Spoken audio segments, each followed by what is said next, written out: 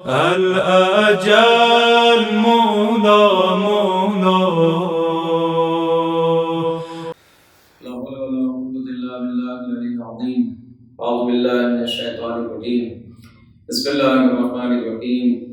رب اشرح لي صدري ويسر لي أمري واحلل عقدة من لساني يفقهوا قولي.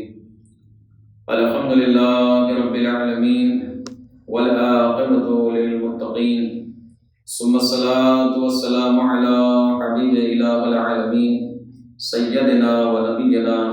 مولانا أبي القاسم محمد وأهل بيته الطيبين الطاهرين المعصومين المظلومين المنتجبين المنتخبين، ولعنة الله على أعدائهم ومنكر فضائلهم وغاصب حقوقهم أجمعين. أما بعد، فقد قال الله تبارك وتعالى في كتابه الكريم: بسم الله الرحمن الرحيم. أفأمنوا مكر الله فلا يأمن مكر الله إلا القوم الخاسرون. برادران ایمانی، السلام علیکم ورحمۃ اللہ وبرکاتہ. قرآن مجید کے اس آیت مبارکہ کی روشنی میں گناہ کبیرہ میں سے ایک گناہ انسان کا اپنے آپ کو عذاب الہی سے محفوظ سمجھنا، انسان کا اپنے آپ کو قہر الہی سے، عذاب الہی سے محفوظ و معمون سمجھنا. اسے روایات اہل بیت طاہرین علیہ السلام میں گناہ کبیرہ سے تعبیر کیا گیا. انشاءاللہ کہ اسی کے سلسلے میں ہماری گفتگو آپ کے درمیان رہے گی. قرآن مجید نے متعدد آیتوں کے ذریعے سے اللہ کے بندوں کو اس چیز کی طرف متوجہ کیا ہے، اپنی آیتوں کے ذریعے سے، اپنے فرامین کے ذریعے سے، اپنے احکام کے ذریعے سے، کہ بندے کو کسی بھی حالت میں عذاب الہی سے، قہر الہی سے، غضب الہی سے، انتقام الہی سے اپنے آپ کو محفوظ نہیں سمجھنا چاہیے، بلکہ ہمیشہ اللہ کے قہر و غضب سے خوفزدہ رہنا چاہیے. لہذا سورہ اعراف میں ارشاد رب العزت ہوتا ہے: افامن اہل القری ان یاتیہم بأسنا بیاتا وہم نائمون، کہ کیا ان بستی والوں نے، کیا ان آبادیوں میں رہنے والوں نے اس بات سے اپنے آپ کو بے خوف و خطر سمجھ لیا ہے کہ ہمارا عذاب راتوں رات ان تک آ پہنچے، جبکہ وہ اطمینان سے سوئے ہوئے ہوں. عزیزان ایمان، اگر انسان خوفزدہ ہو تو پھر انسان کے نیند کی کیفیت الگ ہوتی ہے، اور اگر انسان مطمئن ہو، اطمینان کی کیفیت میں، اطمینان کی حالت میں ہو، تو اس کی نیند کی کیفیت جدا ہوتی ہے. کبھی کبھی ایسا ہوتا ہے کہ اگر انسان خوفزدہ ہو اور خوف بہت زیادہ ہو، ڈر بہت زیادہ ہو، تو انسان کو اس خوف اس ڈر کی وجہ سے نیند ہی نہیں آتی. اس لیے کہ نیند کا تعلق ہی سکون سے ہے، کہ انسان کو جتنا زیادہ سکون ہوگا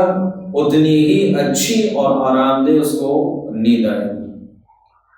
لہذا خوف کے عالم میں، ڈر کے عالم میں انسان کی آئی ہوئی نیند بھی واپس ہو جاتی ہے اور انسان کیا ہے، سو نہیں پاتا ہے. لہذا اس کیفیت کی طرف متوجہ کرنا، قرآن مجید گویا کہ اشارہ کر رہا ہے اس بات کی طرف کہ وہ اپنے آپ کو عذاب الہی سے اس قدر محفوظ سمجھے ہوئے تھے کہ گویا وہ یہ خیال کرتے تھے کہ ہماری تو کوئی پکڑ ہی نہیں ہے، ہمیں تو کوئی پکڑ ہی نہیں سکتا، ہمارے اوپر جو ہے وہ خدا کا قہر و غضب نازل ہی نہیں ہو سکتا. یہ جو باتیں بتائی گئی ہیں وہ تصوراتی ہیں، وہ خیالی ہیں، اس کا حقائق سے کوئی تعلق نہیں ہے، اس کا حقیقت سے کوئی تعلق نہیں. لہذا وہ انبیاء الہی علیہ السلام کی باتوں کی تکذیب کرتے تھے. یعنی جب ان سے کہا جاتا تھا کہ اگر تم نے اپنے آپ کو گناہوں سے محفوظ نہ رکھا، اگر تم نے اپنے آپ کو تکذیب آیات الہی سے محفوظ نہ رکھا اور اللہ تبارک و تعالیٰ کی آیات کی، ان کی جانب سے آئے ہوئے ہادیوں کی ہدایت کرنے والوں کی، نبیوں کی، رسولوں کی رسالت نبوت کا اقرار نہیں کیا اور ان کی تکذیب کرنا تم نے بند نہیں کیا، آیات الہی کا استہزاء کرنا اگر تم نے بند نہیں کیا، تو عنقریب تمہارے اوپر کیا ہے، خداوند عالم عذاب نازل کرے گا۔ تو وہ اپنی برائیوں میں اتنی جرأت پیدا کر چکے تھے کہ جب عذاب نازل ہونے میں تاخیر ہوتی تھی تو وہ نبی سے آ کر کہتے تھے کہ کیا ہوا، ابھی تک تمہارا عذاب نہیں آیا۔ یعنی اس قدر وہ اپنے آپ کو کیا ہے، عذاب الہی سے محفوظ سمجھتے تھے۔ لہذا قرآن کیا ہے، اسی چیز کی طرف اشارہ کر رہا ہے کہ وہ اس طریقے سے اطمینان سے سوئے ہیں۔ قرآن کہتا ہے کہ جب تم اس طریقے سے اطمینان کی نیند سوئے ہوئے ہو اور راتوں رات خداوند عالم کا عذاب جو ہے وہ تمہارے اوپر نازل ہو جائے، تو کیا تم اپنے آپ کو اس سے محفوظ سمجھتے ہو کہ اللہ تبارک و تعالیٰ کا عذاب اس طریقے سے نازل ہو کر تمہیں اپنی گرفت میں نہیں لے سکتا؟ دوسری طرف ارشاد ہوتا ہے کہ اوامن اہل القرى ان یاتیہم ضحی وہم یلعبون، یا یہ کہ تم دنوں میں کھیل کود کی زندگی میں مصروف ہو، مشغول ہو، اور ہمارا عذاب جو ہے وہ تم پر نازل ہو جائے۔ چاہے دن ہو یا رات ہو، چاہے انسان خوشحالی کے مرحلے میں ہو یا غم و اندوہ کے مرحلے میں ہو، مقصد یہ ہے کہ انسان کو اس چیز کی طرف متوجہ کیا جائے کہ وہ خدا کی پکڑ سے باہر نہیں ہے، خدا کی گرفت سے باہر نہیں ہے۔ انسان کبھی بھی کسی بھی مرحلے میں اپنے آپ کو خداوند عالم کی پکڑ سے، اس کی گرفت سے جو ہے وہ باہر تصور نہ کرے، خیال نہ کرے کہ جو ہے وہ ہم اللہ تبارک و تعالیٰ کی گرفت سے جو ہے وہ بچ جائیں گے یا باہر چلے جائیں گے۔ اس لیے کہ جب جناب نوح علیہ السلام نے اپنے فرزند سے کہا تھا کہ بیٹا آؤ کشتی میں سوار ہو جاؤ، تو اس نے یہی کہا تھا کہ میں پہاڑ کی چوٹی پر کیا ہے پناہ لے لوں گا۔ تو جناب نوح علیہ السلام نے عذاب الہی کے سلسلے میں اس بات کی طرف اشارہ کیا تھا کہ آج کے دن کوئی بھی شے اس کشتی کے علاوہ عذاب الہی سے نہیں بچا سکتی۔ لہذا بھی ہوا کہ اس نے پہاڑ کی چوٹی کا سہارا لیا اور پہاڑ کے ساتھ ساتھ کیا ہے وہ خود بھی غرقاب ہو گیا، خود بھی ڈوب گیا، خود بھی فنا ہو گیا، خود بھی ختم ہو گیا۔ تو کوئی بھی شے جو ہے وہ اللہ تبارک و تعالیٰ کی گرفت سے باہر نہیں ہے۔ کوئی بھی گنہگار یہ سوچے کہ میں گناہ کرنے کے بعد اپنے آپ کو حکمت الہی سے باہر نکال لوں تاکہ اس کے عذاب سے بچ جاؤں، یہ ممکن نہیں ہے۔ اسی چیز کی طرف امیر المومنین علیہ السلام نے دعائے کمیل میں ارشاد فرمایا تھا کہ لا یمکن الفرار من حکومتک، کہ بندہ اگر تیری حکومت سے فرار بھی کرنا چاہے تو یہ اس کے امکان میں نہیں ہے۔ یعنی یہ چیز ممکن نہیں ہے کہ انسان کیا ہے اپنے آپ کو تیری حکومت سے باہر نکال دے۔ اس لیے کہ انسان جس جگہ بھی جائے گا، جس مقام میں بھی پہنچے گا، جس منزل میں بھی کیا ہے قیام کرے گا، وہ اللہ تبارک و تعالیٰ کی حکومت سے وہ جگہ جو ہے وہ باہر نہیں ہے۔ لہذا کسی بھی موقع پر بندے کو اپنے آپ کو عذاب خدا سے جو ہے وہ محفوظ نہیں سمجھنا چاہیے۔ اس کے بعد کیا آیت میں ایک دوسرے انداز میں اسی حقیقت کا جو ہے وہ انکشاف کرتے ہوئے قرآن مجید ارشاد فرماتا ہے کہ افا امنوا مکر اللہ، کیا ان لوگوں نے اپنے آپ کو عذاب الہی سے محفوظ سمجھ لیا ہے؟ فلا یامن مکر اللہ الا القوم الخاسرین، جبکہ حقیقت یہ ہے کہ سوائے گھاٹا اٹھانے والوں کے کوئی بھی اپنے آپ کو عذاب الہی سے محفوظ نہیں سمجھتا۔ لہذا یہ جو قرآن مجید کی آیات میں مکر کا تذکرہ کیا گیا ہے اور اسے خداوند عالم کی طرف جو ہے وہ نسبت دی گئی ہے، مکر الہی سے مراد یہ ہے کہ خداوند عالم گنہگار بندوں کو یقینی اور ناقابل شکست تدبیروں کے ذریعے خوشحالی اور عیش و آرام کی زندگی سے روک دیتا ہے۔ یعنی یہ اشارہ ہے انہی سزاؤں کی طرف اور ناگہانی بلاؤں کی طرف کہ جو انسان کو ہر طرح سے کیا ہے بے بس اور لاچار کر دیتی ہے۔ یعنی اللہ تبارک و تعالیٰ جب اپنے عذاب کو نازل کرتا ہے، جب بلاؤں کو نازل کرتا ہے تو بندے کے قدرت میں کیا ہے ان بلاؤں کو دور کرنا نہیں، چاہے انسان کتنے ہی پاورفل کیوں نہ ہو، چاہے انسان کی حکومت کتنی ہی بڑی کیوں نہ ہو، چاہے انسان کے پاس لاہ و لشکر کتنا ہی زیادہ کیوں نہ ہو، عذاب خدا جب نازل ہوتا ہے تو یہ اپنی تمام تر طاقتوں کے باوجود بھی کیا ہے بے بس و مجبور نظر آتا ہے، لاچار نظر آتا ہے۔ اور قرآن مجید میں کیا ہے، اس کی مثالیں کیا ہیں، موجود ہیں۔ مثلا عذاب الہی کے مقابلے میں ابرہہ کی صورت کیا تھی، عذاب الہی کے معاملے میں فرعون کی صورت کیا تھی، عذاب الہی کے سلسلے میں فرعون کی حالت کیا تھی، عذاب الہی کے سلسلے میں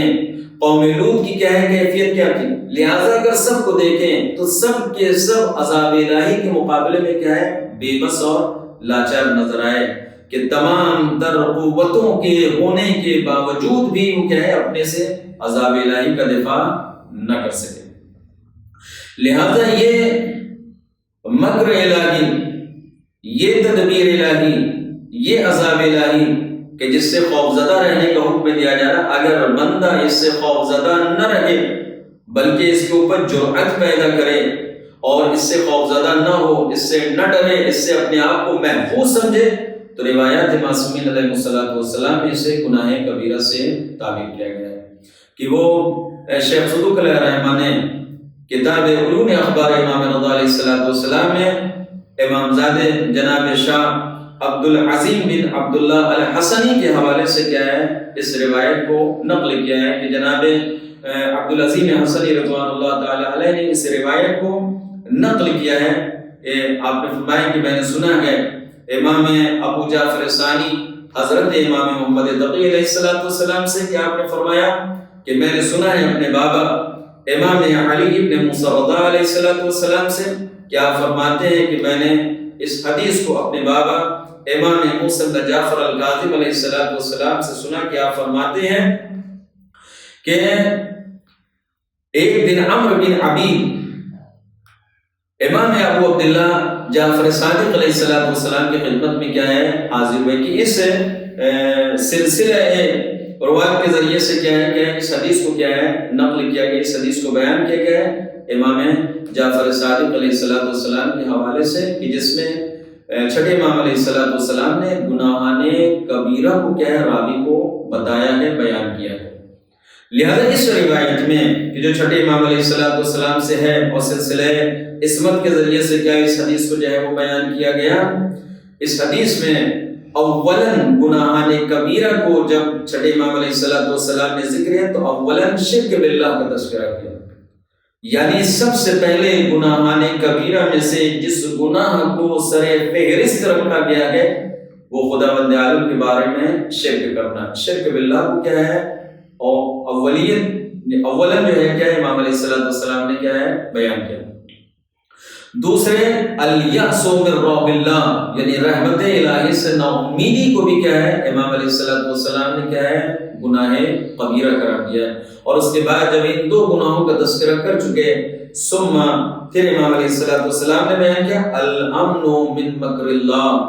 اللہ تبارک و تعالیٰ کے مکر سے، خدا کے قہر و غضب سے، خدا کی تدبیر سے، خدا کی انتقامی تدابیر سے اپنے آپ کو محفوظ سمجھنا، یہ بھی کیا ہے گناہ کبیرہ ہے۔ اور اس کے سلسلے میں آیت الہی سے امام علیہ السلام نے استدلال کرتے فرمایا کہ لأن عز وجل یقول فلا یأمن مکر اللہ الا القوم الخاسرون، اس لیے کہ خداوند عالم نے قرآن مجید میں ارشاد فرمایا ہے کہ مکر الہی سے، تدبیر الہی سے، غضب الہی سے کوئی اپنے آپ کو محفوظ نہیں سمجھتا سوائے اس قوم کے، سوائے اس گروہ کے کہ جو گھاٹا اٹھانے والے۔ عزیزان ایمان، اگر ہم آپ دیکھیں تو حقیقت بھی یہی ہے کہ جن لوگوں نے اپنے آپ کو عذاب الہی سے محفوظ سمجھا ان کا نتیجہ کیا ہوا، اور جو لوگ اپنے آپ کو عذاب الہی سے محفوظ نہ سمجھتے ہوئے خوف خدا رکھتے تھے اور اللہ تبارک و تعالیٰ کے عذاب سے خود اس کی پناہ طلب کرتے تھے، ان کا نتیجہ کیا ہوا۔ تو قرآن مجید کیا ہے خود اس مثال کو پیش کرتا ہے کہ جو لوگ عذاب الہی سے اپنے آپ کو محفوظ سمجھتے تھے وہ سب کے سب قہر و غضب الہی کے مقابل میں نیست و نابود ہو گئے، اور وہ لوگ کہ جو قہر و غضب الہی سے خوف زدہ رہتے تھے اللہ تبارک و تعالیٰ نے ان پہ اپنی رحمت کا سایہ کیا اور وہ محفوظ رہے اور خداوند عالم کی بارگاہ میں کامیاب قرار پائے۔ لہذا قرآن مجید کی دیگر آیت بھی ہے کہ جہاں پہ کیا ہے مکر کو خداوند عالم کی طرف کیا ہے نسبت دیا گیا ہے، اس کا تذکرہ کیا آپ کے سامنے کیا سورہ آل عمران کی آیت نمبر 54 میں ارشاد ہوتا ہے وَمَكَرُوا وَمَكَرَ اللَّهُ وَاللَّهُ خَيْرُ الْمَاكِرِينَ، کہ ان یہودیوں نے جناب عیسیٰ علیہ السلام کے سلسلے میں مکر کیا، تو اللہ تبارک و تعالیٰ نے بھی جوابی تدبیر کی، اور اللہ تبارک و تعالیٰ بہترین تدبیر کرنے والا ہے۔ لہذا یہودیوں کی شیطانی سازشوں کا تذکرہ ہے کہ انہوں نے جناب مسیح علیہ السلام، جناب عیسیٰ علیہ السلام کو معاذ اللہ نابود کرنے کا منصوبہ بنایا، ان کی آواز کو خاموش کرنے کا منصوبہ بنایا، ان کے دین کی پیش رفت کو روکنے کا منصوبہ بنایا۔ اس کے سلسلے میں انہوں نے مکر و فریب کیا، سازشیں کی، لیکن خداوند عالم نے جوابی تدبیر کی، چارہ جوئی کی، اور ان سب کی مکاریوں اور فریب کاریوں کو جو ہے وہ سرے سے جو ہے وہ خارج کر دیا، اور اللہ تبارک و تعالیٰ کی تدبیر ان کے مقابل میں زیادہ مؤثر نظر آ رہی۔ لہذا قرآن مجید نے اس جیسی کئی آیتیں دکھائی ہیں کہ جن میں مکر کی نسبت جو ہے وہ خداوند عالم کی طرف جو ہے وہ دی گئی۔ لہذا لغت عرب میں اگر مکر کے معنی دیکھیں تو اس سے بہت مختلف ہیں کہ جو ہماری زبانوں میں کیا ہے اس کے معنی کو سمجھا جاتا ہے یا اس کے مفہوم کو درک کیا جاتا ہے، یا جو چیزیں ہمارے خیالات میں آتی ہیں کہ مثلا ہماری زبانوں میں اگر دیکھیں، یعنی اردو زبان میں یا ہندی زبان میں یا فارسی زبان میں، تو مکر کا وہ معنی نہیں ہے کہ جو لغت عرب میں کیا ہے اس کو بیان کیا گیا۔ یعنی اگر ہماری عام فہم زبان میں دیکھیں تو مکر کے معنی کیا ہے؟ بری سازشیں کرنا، یعنی ایسی منصوبہ بندی کرنا کہ جس کے ذریعے سے دوسروں کو نقصان ہو، یا دوسروں کو کیا برا ہو، یا دوسروں کو کیا ہے مثلا پھنسا دیا جائے، یا دوسروں کو کیا ہے مثلا دھوکہ دے دیا جائے۔ لہذا ان چیزوں کا کیا ہے خیال آتا ہے مکر کے ذریعے سے، لیکن لغت عرب میں اس کے اصول معنی میں اگر ہم آپ دیکھیں تو مکر ہر طرح کی چارہ جوئی کے معنی میں آتا ہے، ہر طرح کی تدبیر کرنے کے معنی میں آتا ہے۔ منصوبہ بندی کو کہتے ہیں کہ جو اچھی طرح کی بھی ہو سکتی ہے اور بری طرح کی بھی ہو سکتی ہے، کہ قرآن مجید نے دونوں عنوان سے کیا ہے مکر کو تذکرہ کیا، یعنی خیر کے ساتھ بھی اور صحیح کے ساتھ بھی، یعنی سیئہ کے ساتھ بھی ذکر ہوا ہے اور خیر کے ساتھ بھی کیا ہے ذکر ہوا ہے۔ لیکن جہاں بھی خداوند عالم کا تذکرہ ہے وہاں خیر سے مراد خیر ہی کیا اسے مراد دیا جاتا ہے، کہ خداوند عالم کبھی بھی شر کو جو ہے وہ انجام نہیں دے گا۔ لہذا یہ تدبیری منصوبہ اور خداوند عالم کا کیا ہے جوابی انتقامی تدابیر کرنا جو ہے یہ مکر الہی سے کیا ہے مراد لیا گیا، کہ مکر الہی کے معنی کو اگر ہم آپ دیکھیں تو قرآن مجید میں جو بیان کیا گیا ہے اور لغت عرب میں جس چیز کا تذکرہ کیا گیا ہے، حقیقت معنی کو بیان کرتے ہوئے لغت عرب میں ذکر کیا گیا کہ المکر صرف الغیر عما یقصد، یعنی مکر یہ ہے کہ کسی کو اس کے مقصد سے کیا ہے ہٹا دیا جائے، کسی کو اس کے مقصد سے کیا ہے روک دیا جائے، یعنی اس نے جو منصوبہ بنایا ہے، اس نے جو سازشیں کی ہیں اس کو اس میں کامیاب نہ ہونے دیا جائے، اس کو کامیاب ہونے سے کیا ہے روک دیا جائے۔ مثلا جیسے ابرہہ نے منصوبہ بنایا کہ خانہ کعبہ کو ڈھا دیا جائے، وہ اپنا لشکر لے کر آیا، لہذا وہ اس سلسلے میں کیا ہے مکر کر چکا ہے، اس سلسلے میں چارہ جوئی کر چکا ہے، اس سلسلے میں انتظامات کر چکا ہے، اس سلسلے میں اقدام کر چکا ہے، اور اپنے لشکر کو لے کر کیا ہے مکہ معظمہ میں چلا ہے تاکہ خانہ کعبہ کو کیا ہے مسمار کر دے۔ اس کے جواب میں خداوند عالم نے جب مکر کیا، یعنی جب جوابی تدبیر کی، جب انتقامی تدبیر کی، تو اسے خبر بھی نہیں کہ اللہ تبارک و تعالیٰ کس طریقے سے اس گھر کی حفاظت کرنے والا ہے۔ لہذا خداوند عالم نے جناب عبد المطلب کے ذریعے سے اس کی طرف اشارہ کیا تاکہ وہ سمجھ جائے اور اپنے اس عمل سے جو ہے وہ باز آئے، کہ جب جناب عبد المطلب علیہ السلام ابرہہ کے پاس پہنچے ہیں اور جانے کے بعد اس نے آنے کا مقصد دریافت کیا، تو آپ نے فرمایا کہ تیرے سپاہیوں نے چونکہ میرے جانوروں کو پکڑ لیا ہے لہٰذا میں ان کے مطالبے کے لیے تیرے پاس آیا۔ تو اس نے تعجب سے کہا کہ میں تو یہ سمجھا تھا کہ تم خانہ کعبہ کے متولی ہو، مجھ سے درخواست کرو گے کہ خانہ کعبہ کو مسمار نہ کروں، اسے نہ ڈھاؤں، اسے ویران نہ کروں۔ تو جناب عبد المطلب علیہ السلام نے اطمینان کے ساتھ یہ جملہ کہا تھا کہ میں ان جانوروں کا مالک ہوں، اس لیے ان کا مطالبہ کر رہا ہوں، اس گھر کا بھی وہ ایک مالک ہے کہ جو اسے بچا لے گا۔ گویا کہ یہ اپنے ایمان کا اظہار بھی تھا اور ابرہہ کو اس کی غلطیوں کی طرف متوجہ کرنا بھی تھا کہ تم یہ سمجھ کے آئے ہو کہ اس گھر کا کوئی مالک نہیں ہے، اس گھر کا کوئی وارث نہیں ہے، اس گھر کی کوئی حفاظت کرنے والا نہیں ہے تو تم غلطی پر ہو، تم خطا پر ہو۔ اس گھر کا ایسا مالک ہے کہ جو نظر نہیں آتا لیکن اس کے باوجود بھی اس کی حفاظت پہ مکمل قدرت رکھتا ہے۔ اور یہی وجہ ہے کہ خداوند عالم نے جب انتقام لیا، خداوند عالم نے جب جوابی تدبیر کی، خداوند عالم نے جب اپنے قہر و غضب کا اظہار کیا، تو ان کے پاورفل لشکر کے مقابل میں اپنا پاورفل لشکر نہیں بھیجا۔ یعنی اگر دیکھا جائے ہاتھیوں کے مقابل میں ابابیل کی کوئی حیثیت نہیں، ان کے مقابل میں ابابیل، اس کے بعد ابابیل کے چونچ میں چھوٹی چھوٹی پتھروں کی کنکڑی، اور اس کے ذریعے سے خداوند عالم نے ان سب کو نیست و نابود کر کے اسی چیز کی طرف کیا متوجہ کیا ہے کہ جب خداوند عالم کسی کے اوپر عذاب کو نازل کرتا ہے،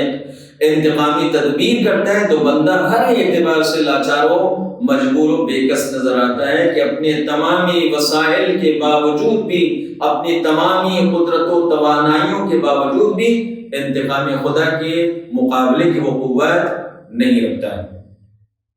لہذا اللہ تبارک و تعالیٰ نے ابرہہ کو کیا اس کے مقصد سے روک دیا۔ اسی طریقے سے کفار و مشرکین مکہ پیغمبر اسلام صلی اللہ علیہ وسلم کو قتل کرنے کی سازشیں کر رہے تھے، چارہ جوئی کر رہے تھے، تدبیریں کر رہے تھے، منصوبہ بندی کر رہے تھے کہ کس طریقے سے پیغمبر اسلام صلی اللہ علیہ وسلم کو قتل کر دیا جائے، اور اسی منصوبہ بندی کا نتیجہ ہجرت ہے کہ اللہ تبارک و تعالیٰ نے ان کے اس مکر کے مقابل میں جب جوابی تدبیر کی تو اللہ تبارک و تعالیٰ نے انہیں ان کے مقصد سے کس طریقے سے روکا اور اپنے حبیب کو کس طریقے سے محفوظ و سلامتی کے ساتھ کیا ہے مدینہ منورہ میں لے جا کر آباد کر دیا۔ تو عزیزان ایمان، مکر الہی سے مراد یہ ہے کہ اللہ تبارک و تعالیٰ گنہگار بندوں پر عذاب الہی اچانک جو ہے وہ نازل کر دیتا ہے کہ انہیں سنبھلنے تک کا موقع نہیں ملتا ہے، اور جب عذاب الہی نازل ہوتا ہے تو بندہ اپنی پوری توانائیوں کے باوجود بھی عذاب الہی سے مقابلے کی جو ہے وہ قوت نہیں رکھتا ہے، ہر اعتبار سے کیا ہے مجبور و بیکاس نظر آتا ہے۔ مکر الہی کے اقسام میں سے ایک املا ہے۔ املا کے معنی ہوتے ہیں یعنی مہلت دینا۔ اگر دیکھا جائے تو بنی نوع انسانی کی خلقت سے یہ سنت چلی آ رہی ہے کہ جب بھی کسی انسان سے کوئی خطا سرزد ہوتی ہے تو اللہ تبارک و تعالیٰ انتقام لینے میں، سزا دینے میں عجلت سے کام نہیں لیتا بلکہ اسے مہلت دی جاتی ہے۔ کہ اس کی وجہ یہ ہے کہ معصومین و صالحین علیہ السلام کے علاوہ اگر آپ دیکھیں، یعنی جو معصومین علیہ السلام ہیں یہ اللہ تبارک و تعالیٰ کے نیک بندے ہیں، صالح بندے ہیں، ان کے علاوہ روئے زمین پر کوئی ایسا انسان نہیں ہے کہ جس سے خطا و معصیت سرزد ہونے کا امکان نہ پایا جاتا ہو۔ لہذا اگر اللہ تبارک و تعالیٰ ہر انسان کو اس کی معصیت، گناہ اور غلطی سرزد ہو جانے کے بعد اگر فوری طور پہ سزا دینے لگے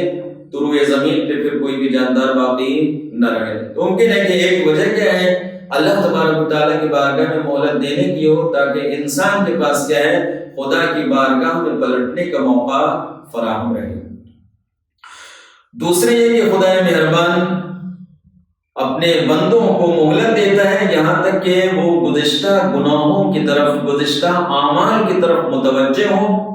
اور ان کی طرف متوجہ ہو کر شرمندہ ہوں اور خداوند عالم کی بارگاہ میں توبہ استغفار کریں تاکہ اس کے ذریعے سے اللہ تبارک و تعالیٰ ان کے گناہوں کو معاف کر دے، اللہ تبارک و تعالیٰ ان کی خطاؤں کو درگزر کرے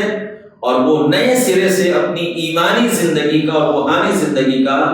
آغاز کر سکے۔ اس کے علاوہ اس قسم کی مہلت جو ہے یہ صاحبان ایمان اور اہل تقوی کے لیے کیا ہے مفید ہے، فائدہ بخش ہے۔ یقیناً اہل ایمان سے جب کوئی خطا سرزد ہوتی ہے تو ہرگز اس نیت سے نہیں ہوتی ہے کہ وہ اللہ تبارک و تعالیٰ کے قہر و غضب کے مقابل آ کر جو ہے وہ بھی گناہ کرتے ہیں، یا یہ کہ وہ اللہ تبارک و تعالیٰ کے عذاب کا انکار کرتے ہیں، یا یہ کہ اس کی جانب سے نازل ہونے والے عذاب کے سلسلے میں کیا جرأت پیدا کرتے ہیں اور اس سے خوفزدہ نہیں رہتے۔ صاحبان ایمان ہر حال میں عذاب خدا سے خوفزدہ رہتا ہے، اہل تقوی ہر حال میں عذاب خدا سے کیا ہے خوفزدہ رہتے ہیں۔ اسی لیے ہم دیکھیں کہ جو خطبہ متقین ہیں اس میں امیر المومنین علیہ السلام نے جو متقین کی صفات بیان کی، اس میں سے ایک صفت یہ بھی ہے کہ جب ان کے سامنے ان آیتوں کی تلاوت ہوتی ہے یا جب وہ ان آیتوں کی تلاوت کرتے ہیں جن میں جنت کا تذکرہ ہے یا نعمات جنت کا تذکرہ ہے، تو اپنے وجود میں ان نعمتوں کے استعمال کی کیا ہے لذت محسوس کرتے ہیں۔ اور جب ان کے سامنے کے عذاب جہنم کا تذکرہ ہوتا ہے یا عذاب کی آیتوں کی جو ہے وہ تلاوت ہوتی ہے یا وہ تلاوت کرتے ہیں، تو اللہ تبارک و تعالیٰ کے عذاب سے کیا ہے لرزتے ہیں، خوف زدہ رہتے ہیں۔ کہ خود انبیاء کرام علیہ السلام کے سلسلے میں کیا ہے متعدد روایت اس طریقے کی ملتے ہیں کہ خود جناب یحییٰ علیہ السلام کے بارے میں روایت ہے کہ ایک مرتبہ جناب زکریا علیہ السلام نے واعظ و نصیحت کے عنوان سے جب قوم کے درمیان عذاب جہنم کا تذکرہ کیا تو جناب یحییٰ علیہ السلام چیخ مار کر روئے اور اس جلسے سے نکل کر بیابان پہ جا کر تعدیر جو ہے وہ گریہ کرتے رہے۔ کہ اس چیز کی طرف اشارہ ہے کہ کس طریقے سے صاحبان ایمان، کس طریقے سے بندگان صالح اللہ تبارک و تعالیٰ کی بارگاہ میں اس کے عذاب سے، اس کے قہر و غضب سے کیا ہے خوف زدہ رہتے تھے۔ اسی کے برعکس اگر ہم آپ دیکھیں تو اہل کفر و شرک اس مہلت میں کیا ہے نت نئے طریقے سے گناہوں کو انجام دیتے ہیں، اور اللہ تبارک و تعالیٰ کی جانب سے جب ان کے اوپر کیا نعمتوں کا سلسلہ بند نہیں ہوتا تو بجائے اس کے کہ وہ خداوند عالم کا شکر ادا کرتے، بجائے اس کے کہ وہ اپنی غلطیوں کی طرف متوجہ ہوتے، بجائے اس کے کہ وہ اپنے اعمال میں شرمندہ ہوتے اور اپنے گناہوں پہ جرأت پیدا کر کے کیا ہے وہ گناہ پہ گناہ کرتے ہیں، یہاں تک کہ ان کے گناہوں کا کاسہ جو ہے وہ لبریز ہو جاتا ہے اور اللہ تبارک و تعالیٰ جو ہے وہ ان کی اپنی گرفت کو مضبوط کر لیتا ہے اور ان پہ عذاب الہی نازل ہوتا ہے۔ لہذا قرآن کیا ہے ان کو متوجہ کرتا ہے یہ کہہ کر کہ وَأُمْلِي لَهُمْ إِنَّ كَيْدِي مَتِينٌ، اور میں ان کو مہلت دیتا ہوں کہ بے شک میری تدبیر جو ہے وہ بہت مستحکم ہے، بہت مضبوط ہے، کہ خداوند عالم کے عقاب سے، خداوند عالم کی سزا سے، خداوند عالم کی پکڑ سے جو ہے وہ کوئی بشر باہر نہیں ہے۔ لہذا ایک قسم جو ہے وہ مکر الہی کی وہ املا ہے، دوسری قسم جو مکر الہی کی ہے، تدبیر الہی کی ہے، وہ استدراج ہے۔ استدراج بھی کیا ہے مکر الہی کی قسم ہے، یعنی بعض لوگ معصیت اور گستاخی کی وجہ سے قہر و غضب الہی کے کیا ہے مستحق ہو جاتے ہیں، یعنی معصیت کرنے کی بنیاد پہ کیا ہے قہر و غضب الہی کے کیا ہے مستحق قرار پاتے ہیں، یعنی اس طریقے سے گناہ انجام دیتے ہیں، اس طریقے سے معصیت کرتے ہیں، اس طریقے سے اللہ تبارک و تعالیٰ کی نافرمانی کرتے ہیں اور ان نافرمانیوں پہ کیا ہے جرأت پیدا کرتے ہیں، یعنی توبہ نہیں کرتے، استغفار نہیں کرتے، شرمندہ نہیں ہوتے، نادم نہیں ہوتے، اور خداوند عالم کی رحمتوں اور نعمتوں کا شکر ادا نہیں کرتے، بلکہ ان کی آیتوں کی تکذیب کرتے ہیں، اس کے عذاب سے اپنے آپ کو بے پرواہ سمجھتے ہیں، محفوظ سمجھتے ہیں، لہذا اپنے ان اعمال کی وجہ سے کیا ہے وہ عذاب الہی کے کیا ہے مستحق قرار پاتے ہیں۔ لہذا خداوند عالم اس گناہ کے بعد بھی جب ان پر اپنی کیا ہے نعمت کو عطا کرتا ہے تو بجائے اس کے کہ وہ شرمندہ ہوتے، بجائے اس کے کہ شکر نعمت کرتے، وہ نئے طریقے سے نئے گناہ کو کیا ہے انجام دیتے ہیں، کہ جس کی وجہ سے کیا ہے اللہ تبارک و تعالیٰ ان پہ اپنی گرفت کو مضبوط کر دیتا ہے اور انہیں اپنی گرفت میں لے لیتا ہے۔ کہ بعض موقع پہ ایسا ہوتا ہے کہ اتنی زیادہ جرأت وہ گنہگار پیدا کر لیتا ہے کہ گناہ انجام دینے کے بعد ایسا ہوتا ہے کہ جیسے اس نے کوئی گناہ کیا ہی نہیں ہے۔ مثلاً آپ کے سامنے مثال عرض کروں کہ اولاد رسول کو قتل کرنے کے بعد میدان کربلا میں امام حسین علیہ السلام کو اور ان کی ذریت کو قتل کرنے کے بعد وہ لوگ آرام سے کھاتے تھے، پیتے تھے، سوتے تھے، اپنے سفر کو جاری کرتے تھے، یعنی وہ اس طریقے کی زندگی گزار رہے تھے کہ جیسے انہوں نے کوئی گناہ کیا ہی نہیں، بلکہ وہ اپنے گناہ پہ اتنے جری تھے کہ کوشش کرتے تھے کہ جلد سے جلد سر حسین کو لے جا کر اپنے حاکم کے سامنے پیش کریں تاکہ اس سے انعام و اکرام ملے۔ یعنی اس قدر وہ کیا ہے اپنے گناہ پہ جری ہو چکے تھے، یعنی وہ تصور بھی نہیں کرتے تھے، خیال بھی نہیں کرتے تھے، سوچتے بھی نہیں تھے کہ ہم نے امام حسین علیہ السلام کو قتل کر کے کتنا بڑا گناہ انجام دیا۔ تو کبھی کبھی ایسا ہوتا ہے کہ بندہ اپنے گناہ میں اتنا جری ہو جاتا ہے کہ وہ گناہ نہیں سمجھتا، کہ اپنے اسی عمل کی وجہ سے کیا ہے وہ مستحق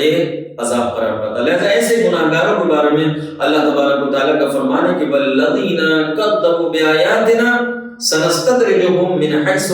لا یعلمون. سورہ اعراف کی آیت نمبر 182. اور جن لوگوں نے ہماری آیتوں کو جھٹلایا ہم انہیں بہت جلد آہستہ آہستہ جہنم میں لے جائیں گے کہ انہیں خبر بھی نہ ہوگی. کہ خداوند عالم اس طرح سے انہیں جہنم میں داخل کر دیتا ہے, اس طریقے سے ان پہ عذاب نازل کرتا ہے کہ وہ بے خبر ہوتے ہیں, انہیں خبر بھی نہیں ہوتی, اور اللہ تبارک و تعالیٰ کیا ہے انہیں اپنی گرفت میں لے لیتا ہے. لہٰذا استدراج کا معنی جو روایت میں بیان کیا گیا وہ ترک استغفار ہے, یعنی انہیں کیا ہے توبہ اور استغفار کی خداوند عالم کی جانب سے توفیق نہیں ملتی ہے ان کے برے عمل کی وجہ سے.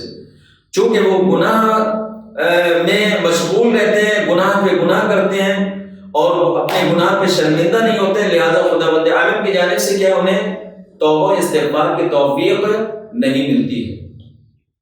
لہذا روایت اہل بیت طاہرین علیہ السلام میں استدراج کا معنی جو ہے وہ ترک استغفار بتایا گیا. لہذا ایک حدیث میں چھٹے امام حضرت امام جعفر صادق علیہ السلام سے جب استدراج کے مفہوم کو دریافت کیا گیا تو آپ نے فرمایا کہ کوئی بندہ گناہ کرنے لگتا ہے تو اسے اللہ تبارک و تعالیٰ مہلت دیتا ہے اور تازہ نعمت فراہم کرتا ہے, بس وہ گنہگار اپنے آپ کو توبہ استغفار سے دور رکھتا ہے اور وہ آہستہ آہستہ ہلاکت کی طرف کھینچتا ہے کہ جس سے وہ غافل اور بے خبر ہوتا ہے. اس حالت کو استدراج اور مکر الہی کہتے ہیں. عزیزان ایمان, خلاصہ کلام یہ کہ بندہ اگر اپنے آپ کو عذاب خدا سے, قہر خدا سے, غضب الہی سے محفوظ سمجھتا ہے تو معصومین علیہ السلام نے اس چیز کو کیا ہے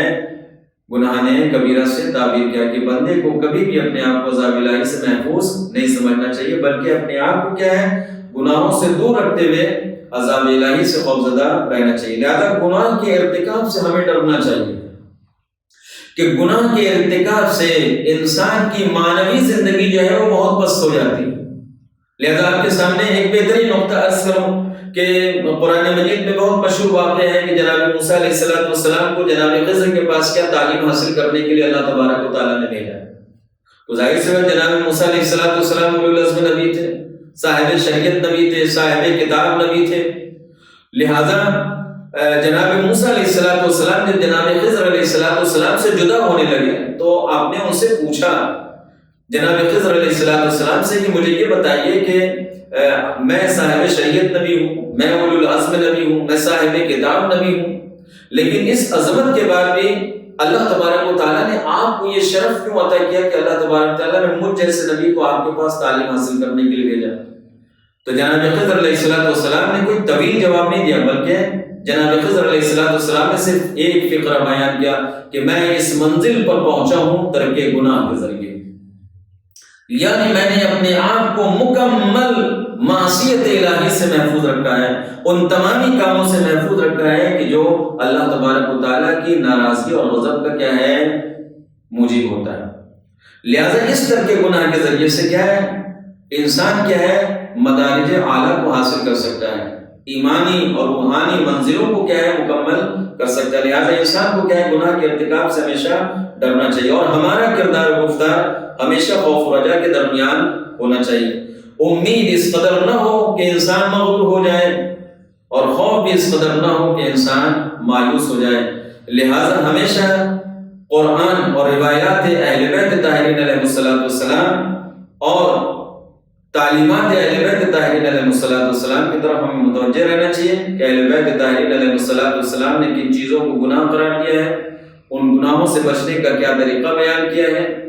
کن حالات میں رہ کر خداوند عالم کی اطاعت کرتے ہوئے زندگی گزارنے کا حکم دیا ہے.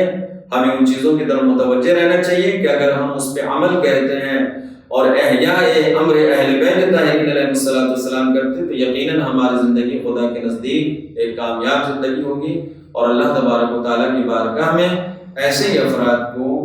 اللہ تبارک و تعالیٰ کے نزدیک کیا ہے کامیابی حاصل ہوتی ہے, ان کی منزلت ہے, ان کا درجہ ہے اور خدا کے نزدیک ایسے ہی لوگ لائق حمد و ستائش ہے. اللہ تبارک و تعالیٰ ہم سب کو تعلیمات اہل بیت طاہرین علیہ السلام کو حاصل کرنے, اس پہ عمل پیرا ہونے کی توفیق عنایت فرمائے.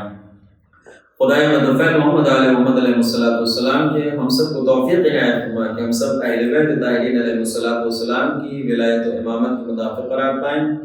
خدایا ہم سب کو توفیق عنایت فرما ایسے اعمال کی کہ جن کے ذریعے سے ہم اپنے زمانے کے امام علیہ السلام کی رضا و خوشنودی کو حاصل کر سکیں۔ خدایا منجی عالم بشریت حضرت امام زمانہ عجل اللہ تعالی فرجہ الشریف کے ظہور میں تعجیل فرما،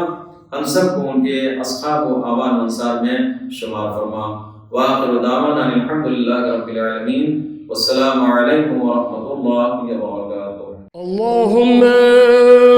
صل على محمد وآل محمد وعجل فرجهم